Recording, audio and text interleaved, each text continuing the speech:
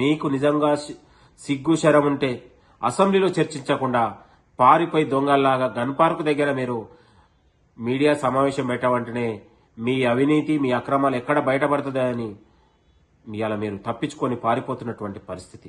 మేము అంటా ఉన్నాం హరీష్ రావు గారు, ఇవాళ తెలంగాణలో మీరు కట్టిన ప్రాజెక్టులు ఎంత?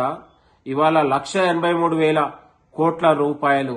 ఇవాళ ఒకవైపు 1,00,000 కోట్లు కాళేశ్వరానికి పెట్టి ఇవాళ పాలమూరు రంగారెడ్డి ఎత్తిపోతల ప్రాజెక్టుకు 83,000 కోట్లు ఖర్చు పెట్టి ఇవాళ తెలంగాణ ప్రజాధనాన్ని మీ జేబుల్లో నింపుకున్నది వాస్తవం కాదా అని కూడా ఈ సందర్భంగా గుర్తు చేస్తా ఉన్నాం. ముఖ్యమంత్రి రేవంత్ రెడ్డి గారి నాయకత్వంలో పాలమూరు రంగారెడ్డి ఎత్తిపోతల ప్రాజెక్టు ఇవాళ మేము నిర్మించి ఇవాళ పాలమూరు రంగారెడ్డి నల్లగొండ జిల్లా రైతులకు కాళ్లు కడుగుతామని కూడా ఈ సందర్భంగా మేము గుర్తు చేస్తా ఉన్నాం.